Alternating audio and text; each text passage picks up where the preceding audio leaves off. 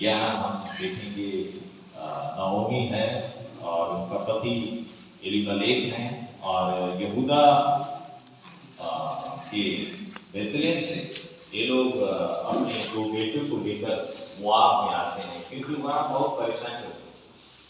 बहुत लोग एक जगह से दूसरे जगह चले जाते हैं। ऐसा परिस्थिति हमारे बीच में बहुत कम है भारत में, लेकिन मुझे मालूम और कई देश हैं जहाँ लोग बहुत जल्दी से एक जगह से छोड़कर दूसरे जगह में लोग स्थानांतरण हो जाते हैं।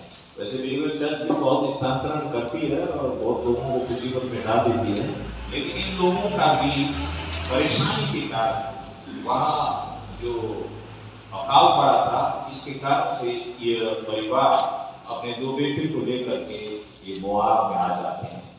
यहाँ देखते हैं न्यायकर्ता के शासन में वहाँ यह अकाल पड़ा था। इनके बेटे का नाम नालोन और किलियोन था और ये लोग बेथलेहम के एफ्राती लोग थे। अपना अपने घर होता है ना, एक वंशज होता है, तो ये लोग भी एफ्राती लोग थे। और बाद में जाकर के इन बच्चों का शादी हो जाता है। उनका नाम था मोआबी स्त्री लोगों के साथ में ओर्पा और रूत। और 10 साल के बाद इस बेटे लोगों का भी मृत्यु हो जाती है। कहानी ऐसा ही है ये जो घटना है, और पति का भी मृत्यु हो जाता है। एक औरत के जीवन में उसका सहारा उसका पति होता है या नहीं? आपकी शादीशुदा आपका पति आपको प्यार करता है तो ऐसा ही बात है ना, पति बहुत इंपॉर्टेंट होता है। मैं भी किसी का पति हूँ, इसलिए मुझे मालूम है कि मेरे पति मुझे प्यार करना है ना, करना है या नहीं करना है। तो हर सुबह 6 बजे हमारा मुलाकात होता है। हालेलुया हालेलुया, 3 बार हो गया। उसके बाद में हम लोग बाइबल पढ़ते हैं। अभी हमारी यिर्मयाह की किताब 34 अध्याय चल रही है। उसके बाद थोड़ा सा प्रार्थना करके उसके लिए थोड़ा सा अच्छा बात बोलता हूँ और हमारी विदाई करेंगे। और पत्नी के जब पति मर जाता है तो बहुत एक दुख की घटना होती है, बहुत दिल टूट जाता है और उसको हम हिंदी में विधवा बोलते हैं। हमारी संस्कृति में उसको रंगीन चीजों से अलग रखा जाता है। उसे बहुत दुख का एहसास होगा। और इसके शादी के 10 साल बाद में और दोनों बेटे लोग भी मर जाते हैं। और आप सोचिए कि कितना इसमें दुख का बात होता है। अब मैं आज जो सब्जेक्ट है उसके विषय में मैं आपसे बात करूंगा। आज मेरा विषय होगा प्रभु यीशु के साथ हमारी घनिष्ठता। आमीन आमीन। प्रभु यीशु के साथ हमारी घनिष्ठता। देखिए, जीवन में हमारा जीवन किसी न किसी चीज के साथ में घनिष्ठता में रहता है। आप किसके साथ में घनिष्ठ हैं ये कैसे पता चलेगा? आपके मोबाइल को देखने से पता चलेगा। आप जिसके साथ में घनिष्ठ हैं उसके साथ में आप बहुत बात करते हैं। टेलीफोन देखने से पता चल जाएगा आप जिसके साथ में बहुत ज्यादा बात किया है, जिसको ज्यादा फोन किया है, उसके साथ में आपका जीवन बहुत घनिष्ठ है। लेकिन प्रभु के सेवक और सेविका होने के नाते हमारे जीवन का एक मकसद है कि हमारा जीवन प्रभु यीशु के साथ हमारी घनिष्ठता बहुत जरूरी है। आमीन। प्रभु यीशु को हम दूर से ही हालेलुया प्रभु बोलेंगे तो हम उसको नहीं पहचान पाएंगे। कुछ लोगों को हम दूर से पहचानते हैं और दूर से ही कह देंगे कैसे हमारे। लेकिन कुछ लोगों को हम बहुत करीब से जानते हैं तो हम उनके करीब नहीं जाएंगे। करीब से जानते हैं जब तो बहुत सब कुछ मालूम हो जाता है, लेकिन दूर से जब जानते हैं तो उतना कोई ख्याल नहीं होता। कभी कभी तो दूसरे आदमी को भी हम वो आदमी समझ जाते हैं क्योंकि हम उनको दूर से पहचानते हैं, नजदीक से नहीं पहचानते। अब प्रभु के लोग होने के नाते, उनके सेवक और सेविका होने के नाते हमारा जीवन में एक मकसद होना जरूरी है। वो है यीशु के साथ में हमारी घनिष्ठता। आपका बिलीवर चर्च का कोर वैल्यू में सबसे पहला वैल्यू क्या है? कोई बता दीजिए। बोलिए थोड़ा। আপুনি অসমীয়াতে ক'ব কৈছে? মই অসমীয়া বুজি পোৱা নাই নহয়, সেইকাৰণে আপুনি হিন্দীতে ক'বতো সেইটো মোক ভাল লাগে। কৈ বদলা হিন্দী में? यस घनिष्ठ रूप से पहचानना। घनिष्ठ रूप से पहचानना सिर्फ नहीं, घनिष्ठ रूप से पहचानना। Knowing Christ intimately, not only knowing तो दुनिया नोइंग नहीं है ना, लेकिन हम उनके सेवक, उनके बेटे बेटियां होने के नाते हमें प्रभु यीशु मसीह को घनिष्ठता से जाना। और कितनी अच्छी बात है, मैं बिलीवर चर्च में करीब मेरा 30 साल हो गया। मैं जब था तो तब तो बिलीवर चर्च था ही नहीं। हमारे फादर ने तुम्हें बताया वो 25 साल हो गया, मेरा करीब शायद 31 साल हो गया होगा। मालूम नहीं रिटायरमेंट होगा या नहीं, या ये लोग हमें अंदर में ही मार देंगे, ये मालूम नहीं है, मेरी सेवा में खत्म हो जाऊंगा। लेकिन इतना बात जरूर है कि मेरे जीवन में मुझे मेरा जो मकसद है, मेरे बुलावट में मुझे बिलीवर चर्च के अंदर ये पूरी हुई। इससे पहले मैं नेपाल के असेंबलीज ऑफ गॉड का जनरल सेक्रेटरी था। मैं बहुत यंग था और बहुत यंग उम्र में ही मेरा ऑर्डिनेशन हुआ था। मैं 81 में बेंगलोर में मैंने सदर्न एशिया बाइबल कॉलेज से मैंने अपना अध्ययन पूरा किया था। उसके बाद में ऑर्डिनेशन हुआ। उसके बाद आपको मालूम है असेंबली ऑफ गॉड वाले तो इलेक्शन करते हैं ना, चुनाव करते हैं, तो मैं भी नेता बन गया था उस समय और 2 बार वहाँ का जनरल सेक्रेटरी के रूप में उस पूरे देश का मैं सचिव बना था। ये बात बहुत उतना बड़ा चीज नहीं है, लेकिन बिलीवर चर्च में हमें क्या मौका मिला कि बृहद रूप से सारे लोगों के साथ में रह करके सुसमाचार की सेवा में आगे बढ़ने का बहुत बड़ा सौभाग्य मुझे मिला। इसलिए मैं धंधा वाला आदमी नहीं हूँ। मैं अंतर्राष्ट्रीय रूप से अमेरिका करीब 11 बार जा चुका हूँ, 11 बार। लास्ट में 2 बार तो मेट्रोपोलिटन ने उसको रोक दिया, बोले मत जाओ, तो मेरा बहुत मैं निराश हो गया था उस समय। और उसके बाद देश विदेश बहुत जगह मैं गया हूँ, बहुत लोगों को मैं जानता हूँ, लेकिन बिलीवर चर्च में मेरा जीवन और सेवकाई का एक सौभाग्य, मैं परमेश्वर को बलिदान स्वरूप सेवा में अपने आप को समर्पण करता हूँ, क्योंकि मेरे हृदय में जो बुलावट थी सुसमाचार के लिए परमेश्वर ने मुझे बहुत बड़ा मौका दिया। आपको मालूम नहीं होगा, लेकिन मैं 28 साल से रेडियो में बोलते आया हूँ। ये रेडियो प्रोग्राम है आप में क्या था, मैंने नेपाली भाषा में बोला, लेकिन 28 साल से आज तक कोई माँ बाप लाल पैदा नहीं हुआ 28 साल तक रेडियो में बोले हर दिन। और आपको यदि सुनना चाहते हैं तो मेरा वेबसाइट है, यूट्यूब है, और मैं फादर को जो कार्ड दिया उसके पीछे में यूट्यूब में जाइएगा, वहाँ क्लिक कीजिएगा वो यूट्यूब में, उसके बाद में वहाँ आपको पेज आ जाएगा, उस पर वीडियो में जाइए, वहाँ करीब 1000 मेरा मैसेज आपको सुनना मिलेगा। तो आप सुनते जाएंगे तो नेपाली भाषा सीख भी जाएंगे। मैं उम्मीद करता हूँ आने वाले दिनों में फादर तो होमियाते यहाँ की प्रचार कोरिया से उनके साथ चैलेंज मेरा हो गया है, मैं भी शुरू करूँगा। सब कुछ चैलेंज से शुरू होता है ना, ईर्ष्या और दाह से बहुत कुछ हो जाता है।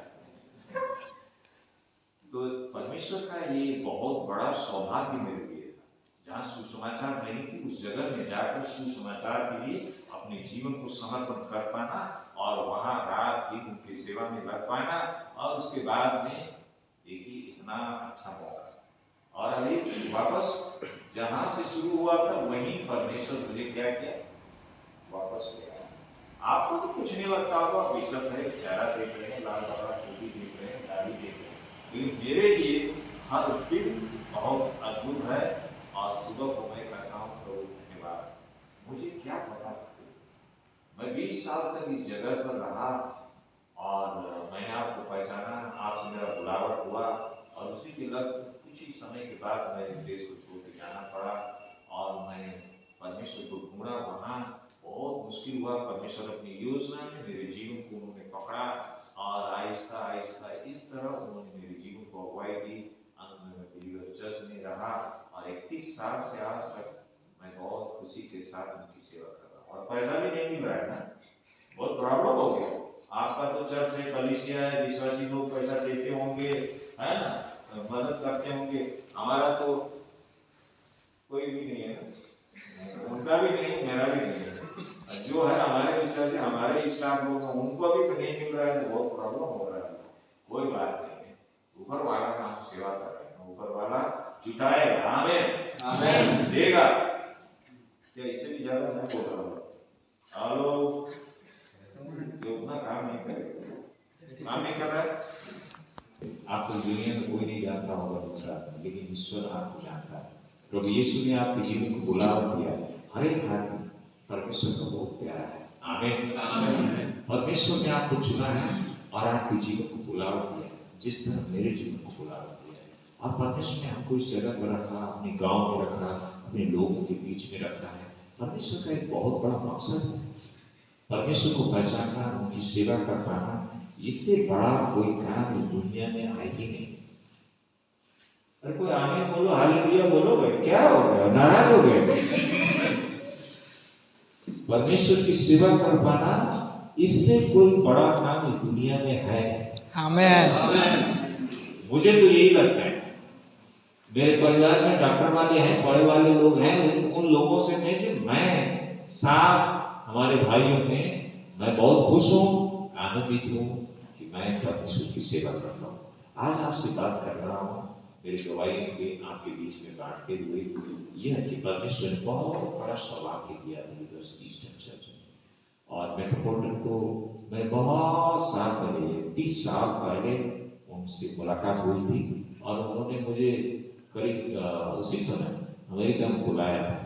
वहाँ का एक शहर था, मैं जगह का नाम भूल गया, और वहाँ जॉन ऑस्टिन बोल के पास्टर थे, उसका बहुत बड़ा परिचय था। अभी उसका बेटा जोएल ऑस्टिन यहाँ उसमें पास्टर है, बहुत बड़ा चर्च है। मेरे विचार से वहाँ करीब 50,000 से भी ज़्यादा विश्वासी लोग हैं। तो वहाँ वो कार्यक्रम में बोल रहे थे, तो उन्होंने मुझको बुलाया था। तो पहली बार मैं वहाँ उनके साथ गया, उनके घर में रहा और इतनी नज़दीकी उनसे हुई।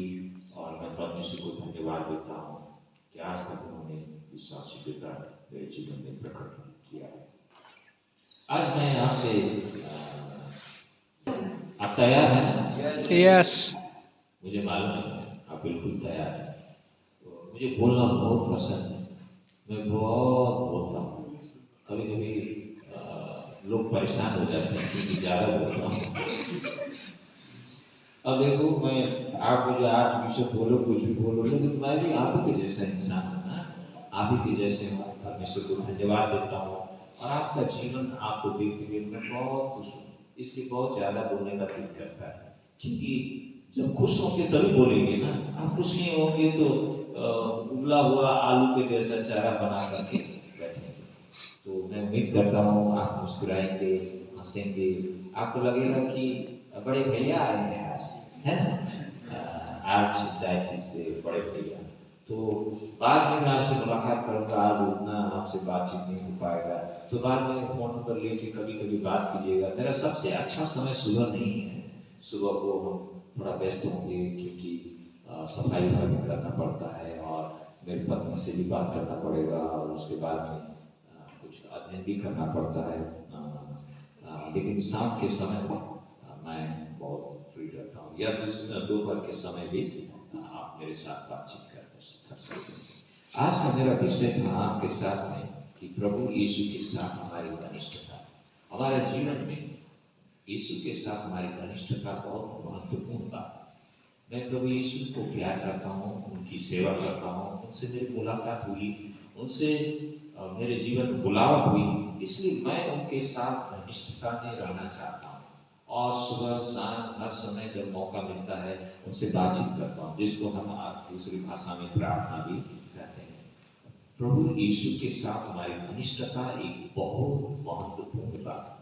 हाँ, हम लोग हैं, लेकिन हम लोग कमजोर भी हैं, हम बहुत गिर भी जाते हैं, हमारे जीवन में बहुत सारी कमजोरियां भी होती है, लेकिन इन सारी कमजोरियों के बावजूद, हमारी अयोग्यताओं के बावजूद प्रभु यीशु मसीह हमें अपने गले में लगा के रखता है, अपने बाहों में रखता है, हमें क्षमा देता है, हमें अपने जीवन में फिर उठने का मौका देता है, फिर एक नई जिंदगी देता है, नया अवसर को हमें देते हैं। मैं आपसे रूत के पुस्तक के 3 अध्याय का कुछ खंड पाठ करना चाहूँगा।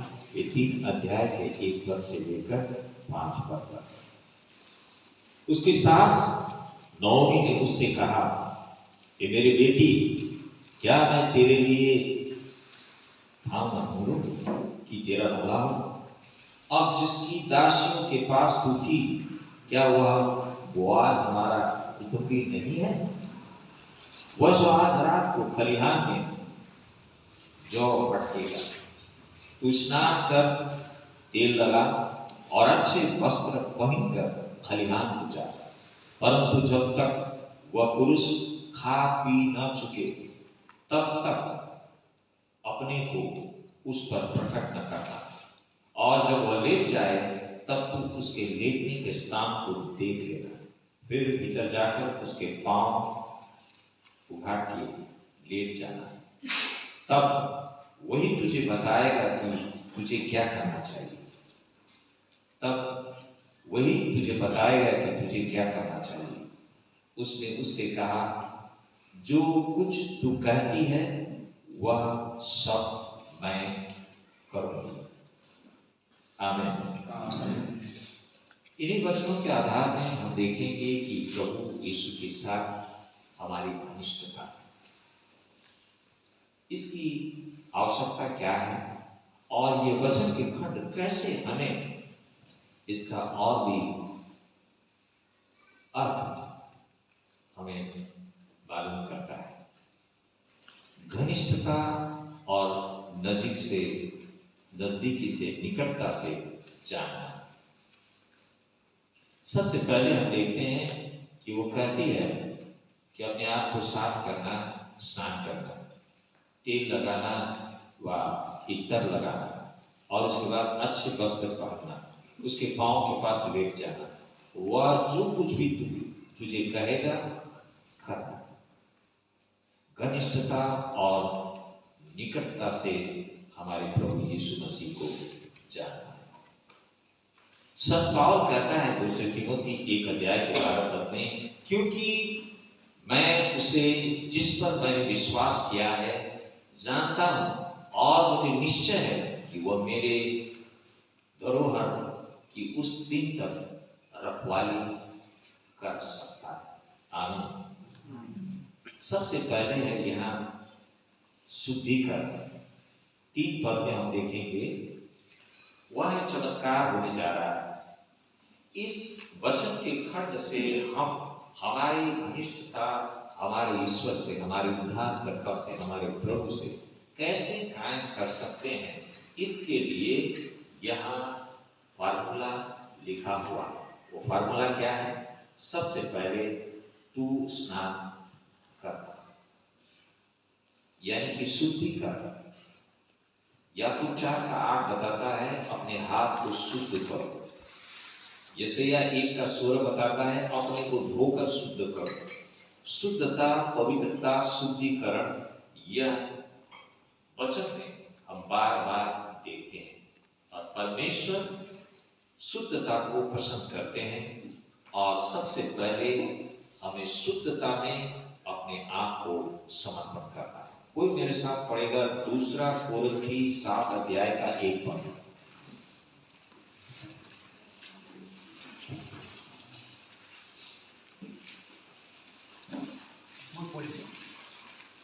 এই হেতুকে হে প্ৰিয় বিলাক, এইবোৰ প্ৰতিজ্ঞা পোৱাত নিজকে সুচী কৰি ঈশ্বৰলৈ ভয় ৰাখি পবিত্ৰতা সিদ্ধ কৰিব।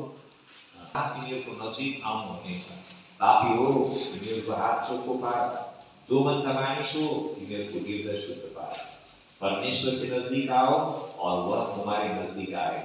पापियों, अपने हाथों को शुद्ध बनाओ। दोमन वाले अपने हृदय को शुद्ध बनाओ।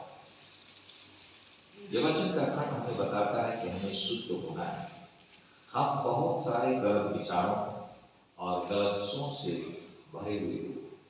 यदि हम प्रभु यीशु मसीह के करीब में आना चाहते हैं तो सबसे पहले हमें अपना शुद्धिकरण का जरूरी है।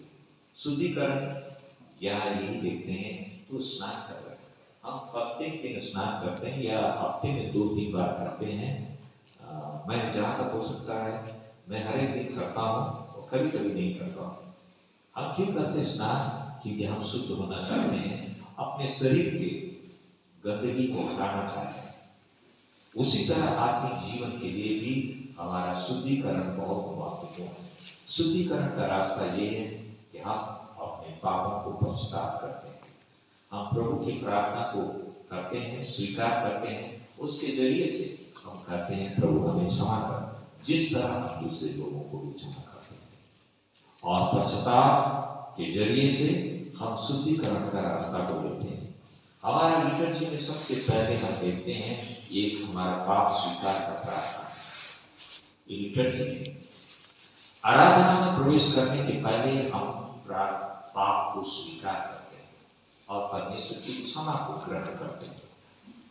परमेश्वर की आराधना में पहुंचने के पहले अपने आप को शुद्धिकरण करना एक महत्वपूर्ण बात है। पुराने करार में भी हम देखते हैं जब परमेश्वर की पवित्र स्थान में प्रवेश किया जाता था, वो लोग जब परमेश्वर से मुलाकात करने आते थे उनको बलि चढ़ाना पड़ता था। सबसे पहले शुद्धिकरण का बलि, उसी के बाद ही वो आराधना में प्रवेश करना थे।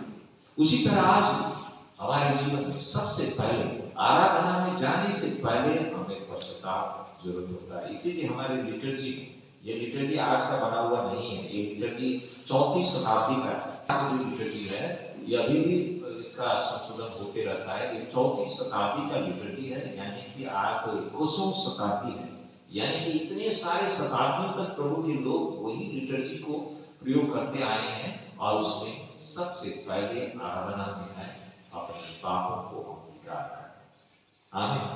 परमेश्वर भला है और हमें चाहे वो बिशप हो या फादर हो या जो कोई भी हो, आप सबको क्षमा करता है। आमीन। परमेश्वर बहुत भला है, वो हमको थप्पड़ नहीं लगाता लेकिन अपने गले में लगाता है। और परमेश्वर के करीब आने के लिए सबसे पहले हमें ये शुद्धिकरण करना है। इसका मतलब हमें अपने पापों को स्वीकार करना है। वो उड़नते पुत्र, उसको क्या भी बोलते हैं, उड़ाओ, हाँ, उसको प्रोडिगल सन भी बोलते हैं। ये आदमी पैसा सब उड़ा दिया, खत्म हो गया, उसके बाद में लाहौरी का दाना साना खाता था और उसके बाद और भी प्रॉब्लम हो गया तो बोला मैं अब मेरे पिताजी के पास जाऊंगा और मैं बोलूंगा मैंने ऊपर वाले की और आपके विरुद्ध में पाप किया है, मुझे क्षमा करो। बस इतना उसने बोला। हम देखते हैं हमारे वचन में, और यही है पश्चाताप। उसने स्वीकार किया और फिर सारा जिंदगी उसका बदल गया और उसके घर में रौनक आ गई और वहां बहुत बड़ा उत्सव था। परमेश्वर हमेशा हमको स्वीकार करता है। परमेश्वर ने संसार से ऐसा प्रेम किया कि उसने अपने इकलौते पुत्र को दे दिया ताकि जो कोई उन पर विश्वास करे नाश ना हो लेकिन उसको अनंत जीवन मिले। आमीन। अपने आप को शुद्ध, यदि परमेश्वर की घनिष्ठता में हमें आना है तो हमारे जीवन को हमें शुद्धिकरण के इस प्रक्रिया से आगे जाना है। दूसरी बात हम देखते हैं तू स्नान कर तेल लगा, और दूसरा बात हम इसको परफ्यूम भी कर सकते हैं, इत्र भी कर सकते हैं। और मैं तो लगाता हूँ क्योंकि मैं बहुत गंदा आदमी हूँ, उससे थोड़ा सा लगा के चलता हूँ ताकि जो आदमी करीब में आता है तो विषम बहुत मीठा है। कुछ आदमी लोग इतना ज्यादा अक्षर लगा देते हैं कि उसके पास में जाओगे तो आप बहुत गड़बड़ा जाओगे। लगाने का भी एक तरीका होता है, कुछ लोग इतना ज्यादा लगा देते हैं कि गंदा हो जाता है। तेल लगाना, तेल को हम पवित्र आत्मा के अभिषेक के रूप में, एक चिन्ह के रूप में देखते हैं। दूसरा चीज हम देखते हैं इसको अभिषेक के समय में इसको प्रयोग किया जाता है। अभी भी हमारे पास 2 तरह के तेल होते हैं, हम अभिषेक के समय में प्रयोग करते हैं और रोगी बीमारियों के लिए भी हम तेल प्रयोग करते हैं। बहुत सारे हमारे जगह में लोगों को हॉस्पिटल का वैसा सौभाग्य मालूम नहीं है, इसीलिए वो लोग तेल घर में रखते हैं तो कोई बीमारी हो जाता है, उसी तेल को अपने अगुआ गुरुजनों से प्रार्थना करवाते हैं और उसी तेल को वो लोग घसते हैं। अभिषेक का तेल, अभिषेक यानी कि पवित्र आत्मा की अभिषेक, तेल लगाना यानी कि अपने आप को अभिषेक करना, परमेश्वर में अलग करना, परमेश्वर के लिए अलग करना, यदि हम घनिष्ठता का चाहते हैं तो हमारे जीवन परमेश्वर के लिए अलग किया गया जीवन होना जरूरी है। यह एक वचन का खंड भी है, वो दूसरी कोरिन्थी की पत्री और 2 अध्याय उसका 14वां पद। परमेश्वर को धन्यवाद हो कि कृष्ण प्रभु में वो हमेशा विजय के लिए हमें अगुवाई करते हैं और उनके ज्ञान का सुवासना हमारे द्वारा हर एक स्थान में फैलाते हैं। उनके ज्ञान का सुवासना किसी बात है हिंदी बाइबल को पढ़ते हैं। दूसरा कोरिन्थियों अध्याय 2 वचन 14। हाँ। परंतु परमेश्वर का धन्यवाद हो जो मसीह में सदा हमको जय के उत्सव के लिए फिरता है और अपने ज्ञान की सुगंध हमारे द्वारा हर जगह फैलाता है। उनका ज्ञान का सुगंध हमारे जरिए हर जगह क्या करता है? मैं आपसे जैसे वचन की सेवा कर रहा हूँ, यानी कि कृष्ण के ज्ञान का सुगंध को मैं आपके यहाँ पहुँचा रहा हूँ। आमीन। यही बात है, तेल लगा हम उनकी ज्ञान के सुगंध को हमारे जीवन से हम फैलाते हैं, सुसमाचार हम बांटते हैं। जब परमेश्वर का वचन लोगों के बीच में सुनाते हैं तो हम यही काम करते हैं। उनकी सेवा के लिए हमारा अभिषेक हुआ है, हमें अलग किया गया है और परमेश्वर इस प्रक्रिया के द्वारा हमारे जीवन में अद्भुत काम करता है। पहले हम अपने आप को शुद्धिकरण करते हैं, दूसरा तेल लगाते हैं अभिषेक का, और तीसरा क्या है? और अच्छे वस्त्र पहनना, अच्छे वस्त्र पहनना, अच्छे कपड़े। हमारे बच्चे लोगों को बहुत पसंद है ना, बोलेंगे पिताजी नया कपड़ा खरीदो, तो नया कपड़ा अभी तो फैशन का जमाना है, नया कपड़ा सबको पसंद है, मुझे भी बहुत पसंद है।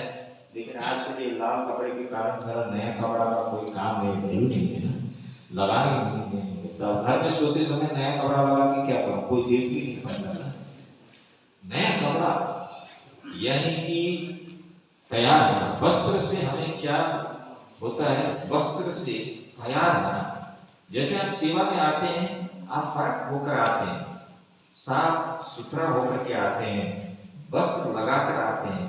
आपको मालूम विधवा लोग रंगीन वस्त्र नहीं लगाते हमारे संस्कृति में, लेकिन इसका मतलब क्या है? वो दुखी एक स्त्री है और अच्छे वस्त्र पहनना, यहाँ बताए हैं कि अच्छे वस्त्र पहनना। हमारे जीवन में वस्त्र पहनना ये महत्वपूर्ण बात है, यानी कि तैयार होना, यानी कि परमेश्वर की उनके गुणों को, आत्मिक वरदानों को हमारे जीवन में ग्रहण करना। इफिसी 4 अध्याय का 24 पद बताता है, नए मनुष्य को पहन लो जो परमेश्वर के अनुरूप सत्य की धार्मिकता और पवित्रता में सृजा गया है। इफिसी 4:24।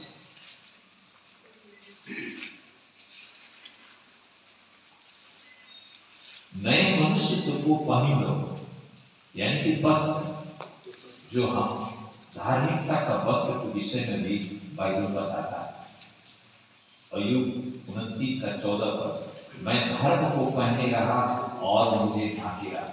धार्मिकता की पोशाक जो हमें प्रभु यीशु मसीह पहनाता है, जिसके जरिए परमेश्वर जब हमें देखता है वो हमारे पाप और अधर्म को नहीं देखता है, लेकिन वह हमारे धार्मिकता की पोशाक को देखता है। और वस्त्र सुंदरता की प्रतिनिधित्व भी करती है।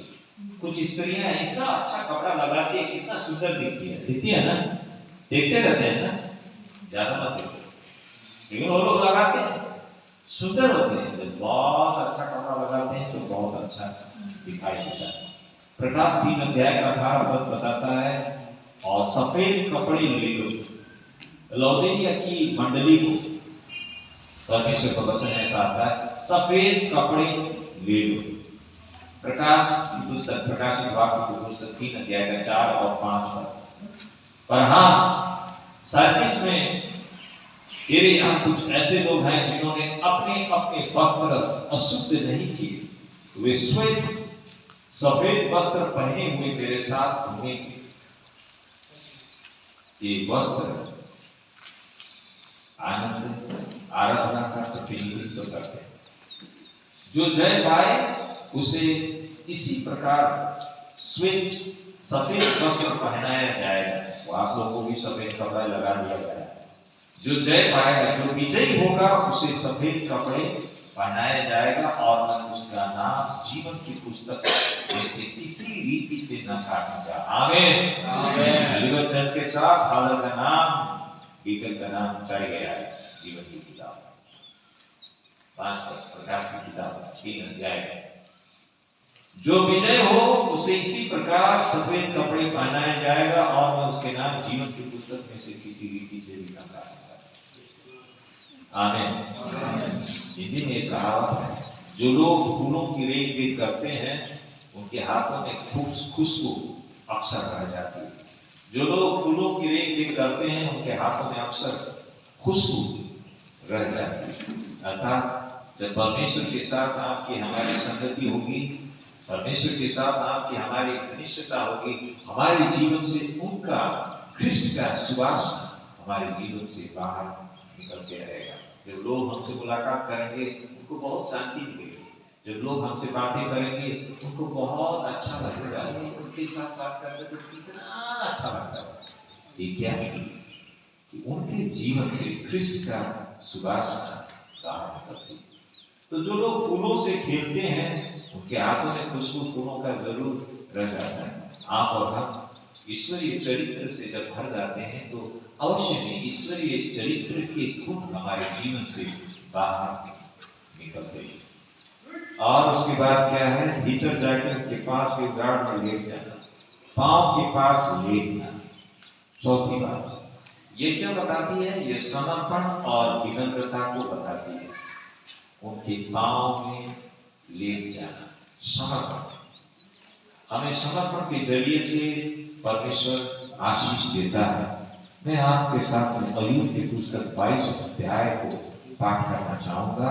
अय्यूब की पुस्तक 22 अध्याय का 21 पद से लेकर, उससे मेल मिलाप कर तब तुझे शांति मिलेगी, इससे तेरी भलाई होगी। उसके मुंह से शिक्षा सुन ले और उसके वचन अपने मन में रख। यदि तू सर्वशक्तिमान की ओर फिर के समीप जाए और अपने डेरे से कुटिल काम दूर करे तो तू बन जाएगा। तू अपनी अनमोल वस्तुओं को धूप पर ओपीर का कुंदन भी नालों के पत्थरों में डाल दे। तब सर्वशक्तिमान आपके अनमोल वस्तु और तेरे लिए चमकीली चांदी होगा और तू सर्वशक्तिमान से सुख पाएगा और परमेश्वर की ओर अपना मुंह बेखटके उठा सकेगा। तू उससे प्रार्थना करेगा और वो तेरी सुनेगा और तू उसकी मन्नतों को पूरी करेगा। जो बात उठानी वह तुझसे बननी पड़ेगी और तेरे मार्ग पर प्रकाश करेगा। चाहे दुर्भाग्य हो तो भी तू कहेगा कि सौभाग्य होगा, क्योंकि वह नम्र मनुष्य को बचाता है। आमीन आमीन। जो विनम्र है, जो अपने आप को परमेश्वर को समर्पित किया है, परमेश्वर लोगों को बचाता है। जो निर्दोष हो उसको वह बचाता है। तेरे शुद्ध कामों के कारण तू छुटाया जाएगा।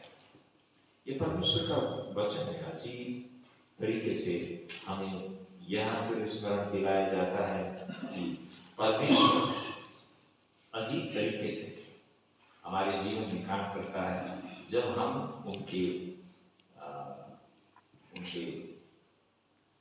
पांव के करीब हम लेट जाते हैं। इससे समर्पण को बताया जाता है। और अय्यूब की पुस्तक से हमें यह भी हम देख रहे हैं कि किस तरह जब समर्पण में हम आते हैं तो परमेश्वर हमारे जीवन में अद्भुत काम करता है। समर्पण के साथ परमेश्वर अद्भुत काम हमारे जीवन में करता है, आपके जीवन में, मेरे जीवन में। और यह हम देखें अंतिम बात, आज्ञा पालन करना। और जो कहेगा उसे तुम मान लेना। तो रूप कहती है कि आप जो भी कहेंगे मैं उसे मान लूंगी। यूहन्ना 14 अध्याय का 21वां पद आप देख सकते हैं। 14 अध्याय का 21वां पद यह क्या लिखा है? जिसके पास मेरी आज्ञाएं हैं और उन्हें मानता है वही मुझसे प्रेम रखता है। जिसके पास आज्ञाएं हैं और जो इसे मानता है वही मेरे पिता प्रेम रखेगा और मैं उससे प्रेम रखूंगा और अपने आप को उस पर प्रकट करूंगा। ये परमेश्वर का जीवित वचन है। यूहन्ना 14 का 21। जिसके पास मेरी आज्ञाएं हैं और वह उन्हें मानता है वही मुझसे प्रेम रखता है, उससे मेरा पिता प्रेम रखेगा और मैं उससे प्रेम रखूंगा और अपने आप को उस पर प्रकट करूंगा।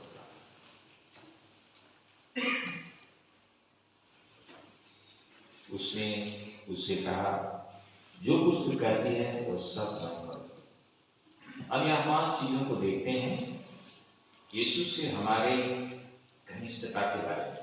कैसे हम परमेश्वर के साथ घनिष्ठ हो सकते हैं? सबसे पहला अपना शुद्धिकरण, प्रायश्चित, क्षमा कर।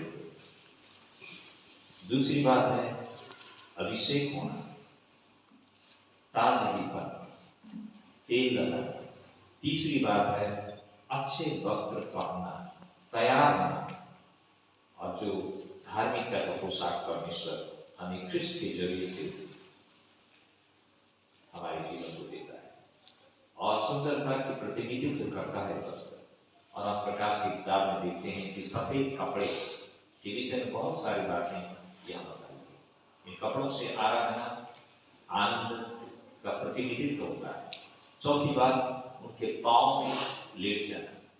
इन बातों के बाद में हम यीशु के चरणों में जब हम पढ़ते हैं वहां उसके बाद वजन रहेगा उसका आज्ञा पालन करना। और यीशु ने कहा मेरी भेड़ें मेरी आवाज को सुनती, मेरी भेड़ें मेरी आवाज को पहचानती। परमेश्वर की आज्ञा पालन करना, उनकी आवाज को सुनना। इन प्रक्रियाओं से हम परमेश्वर के करीब हो सकते हैं, उनके निकटता में आ सकते हैं, उनके साथ घनिष्ठता में हम जी सकते हैं। जीवन में बहुत सारे लोगों के साथ हम घनिष्ठ हुए होंगे, लेकिन बहुत लोग धोखा देते हैं। बहुत नजदीक दोस्त बन जाते हैं, पैसा ले जाते हैं, उसके बाद गायब हो जाते हैं। लोग ऐसे ही बहुत धोखा देते हैं। बहुत छोटे छोटे हम लोग की तो बहुत दोस्ती की थी लोगों के साथ में, अब सब लोग कहाँ कहाँ चले गए। घनिष्ठता परमेश्वर के साथ में होना चाहिए। परमेश्वर का वचन में बहुत स्पष्ट करता है मैं तुम्हें कभी नहीं छोड़ूंगा, मैं तुम्हारे साथ में हूँ। और परमेश्वर साथ की घनिष्ठता से हमारा जीवन और भी बलवान करता है। ये सारी चीजें होने के बाद क्या होता है? आश्चर्य कर्म हो जाता है। उसके बाद की घटनाओं को देखते हैं। रूथ का किताब तो अजीब सा किताब है। ये सारी दुख और पीड़ा की से भरा हुआ चीज अंत में जाकर बहुत आशीषों में परिवर्तन हो जाता है। और इसी वंशावली में यीशु की वंशावली का कोई आदमी यहाँ जन्म लेता है। देखो तो एक विधवा स्त्री जिसका कोई मूल्य नहीं, मान्यता नहीं, इसका फिर एक दूसरा जिंदगी शुरू होता है। और उस जीवन से परमेश्वर की उद्धारकर्ता का वंशावली का भी एक शुरुआत का नाम वहां रूथ का नाम आता है। संतान परमेश्वर आज भी अद्भुत काम हमारे जीवन में करता है। जो परमेश्वर के लोग हैं वही लोग इस बात को समझ पाएंगे और देख पाएंगे और इसको भान कर पाएंगे। दूसरे लोग परमेश्वर की आश्चर्य कर्म को नहीं समझ पाते। दूसरे लोगों के लिए पैसा, धन संपत्ति और सांसारिकता ही उनके लिए बहुत बड़ी आशीष है। लेकिन हमारे लिए ये सारी चीजें उतनी बड़ी नहीं है। जरूरत तो है लेकिन उतनी बड़ी नहीं, क्योंकि हम तो ऐसे चीज के लिए प्रयत्नशील हैं जो चीज हमारे साथ लेकर अंत काल तक हम लेके चलेंगे। Hallelujah, hallelujah. हम यहाँ छोड़ के जाने वाली चीज के लिए इतना सारा माथा चक्कर हम नहीं करेंगे। जो चीज हम यहाँ छोड़ दुनिया वालों को देखो, इनका गाड़ी भी यहीं छोड़ के जाना पड़ेगा, घर भी छोड़ के जाना पड़ेगा, इनका सोना भी छोड़ के जाना पड़ेगा, पैसा भी छोड़ के जाना पड़ेगा। दूसरे लोग इन सारे दूसरों की संपत्तियों में नाचेंगे। हम तो कुछ भी नहीं छोड़ने वाले हैं। हम को छोड़ेंगे तो लेगेसी छोड़ेंगे, हम को छोड़ेंगे तो परमेश्वर की महानता को स्थापित पर छोड़ेंगे। हम लेके क्या जाएंगे? परमेश्वर का सुसमाचार के जरिए से लोगों का जीवन को जो हमने परिवर्तन किया है, इन लोगों का आशीष को हम लेकर के स्वर्ग में जाएंगे और एक दिन इन सारे लोगों से हम मुलाकात करेंगे। हमारे लिए वही लोग अनंत काल के लिए हमारे साथ परमेश्वर की आराधना में संलग्न होने वाले लोग। आपका जीवन और मेरा जीवन परमेश्वर की सेवा करने का जो सौभाग्य है, ये बहुत बड़ा सौभाग्य है मेरे लिए और आपके लिए है। आप इस दुनिया में अकेले नहीं हैं। आप इस दुनिया का बहुत एक विशेष आदमी है जिसमें परमेश्वर ने एक योजना रखा है आपके जीवन के जरिए से, मेरे जीवन के जरिए से। मैं भाई भाई नहीं हूँ, मैं परमेश्वर का बेटा हूँ और आप परमेश्वर की बेटी हैं और आप बेटा लोग हैं। परमेश्वर ने एक उद्देश्य में आपके जीवन मेरे जीवन को चुना है। इसीलिए हम परमेश्वर से दूर दूर रह करके परमेश्वर की सेवा कैसे कर सकते हैं? परमेश्वर से दूर रह करके परमेश्वर की सेवा हम नहीं कर सकते। परमेश्वर के घनिष्ठता में हमें जीना है। आज मेरा संदेश यही है। तो मैं आपको प्यार करता हूँ और आपके बीच में आपकी दुआ के लिए आपके बीच में आपसे आपकी प्रार्थना करने मैं आया हूँ और दूर से कुछ समय तक आपके बीच में रहूँगा और उसके बाद परमेश्वर ने जो अपना योजना रखा है वो पूरा जीवन में होगा।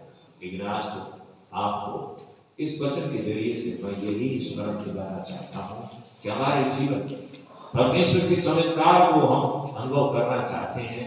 हमारे जीवन में उनके साथ घनिष्ठता होना बहुत जरूरी है। उनकी घनिष्ठता के जरिए से परमेश्वर का अद्भुत काम रूह के जीवन में हुआ था और अद्भुत हुआ था। ये 5 प्रक्रियाएं थी जिसके जरिए से रूह के जीवन में अद्भुत काम हुआ और सारी पीड़ाएं आनंद, खुशियां और उत्सव में परिवर्तन। आपका जीवन, मेरा जीवन, ये परमेश्वर से बुलावा पाया हुआ जीवन, इस जीवन को आसानी से गुजरने न दें। निराशा में और बहुत सारी चिंताओं को लेकर के आप अपना नहीं चाहिए। परमेश्वर को सौंप दो। परमेश्वर के गीत गाएं, उनकी महिमा करें सुबह को। लोग आपको पागल समझे तो समझे, इसमें क्या कौन सी बात है? Hallelujah, hallelujah. आप कितना मार के बोलिए? तो आप मेरा वचन नहीं सुन रहे हैं, हालेलुया तो ये 1 भी अभी कर देते हैं, हालेलुया, लेकिन आमीन चुनिए ना, बहुत खुशी हुई उसको। और मैं यही उम्मीद करूंगा कि आपके जीवन और मेरे जीवन से हम परमेश्वर की घनिष्ठता में हमारा जीवन अभी ये समय विशेष भारत के पीड़ादायक समय है। हमारा कुछ आपकी मंदी हमारे बीच में है। ये इस कारण है कि भारत सरकार ने हमारे व्यवसाय को जो हमें पुनः निवेदन दिया है खुला है, हमें निराश होने की कोई जरूरत नहीं। हम पिछले तो लोगों का भी 60% सपोर्ट कार्ड दिया है और अभी तो वो भी नहीं मिल रहा है। इसलिए मैं अपने दोस्तों से जब फार्म में बात होती है तो मैं बोलता भाई थोड़ा बिशप को याद करो। हाँ, अभी तक तो मैंने तुमको बहुत याद किया था, लेकिन अब तो मैं और हमारा जीवन का एक मकसद बनाए कि प्रभु यीशु को और भी नजदीक से जान सके। आमीन, आमीन, आमीन, आमीन, आमीन। पूरा कंप्लीट हो गया है। आपको धन्यवाद देता हूँ, नहीं तो आप भी बहुत मुसीबत में पड़ जाएंगे। मैं बहुत खुश हूँ आपके बीच में रहते हुए और आपसे कुछ देर इस तरह बात करने का जो मौका मिला वो मैं परमेश्वर को धन्यवाद देता हूँ। हिंदी मेरा भाषा नहीं है, मैं हिंदी नहीं बोलता हूँ, लेकिन फिर भी जब मैं पाकिस्तान जाता हूँ तो उर्दू बोलता हूँ, जब मैं हिंदुस्तान जाता हूँ हिंदी बोलता हूँ और जब मैं नेपाल में हूँ तो नेपाली बोलता हूँ। और हमारे आए बने और बहुत दुख लागी से एक लाए और हिंदी को बाद में आने वाले वो भी हम करेंगे। परमेश्वर में सारी बातों में सहायता करेगी और आपके धड़कन के साथ मैं बात कर पाऊंगा और परमेश्वर आपको बहुत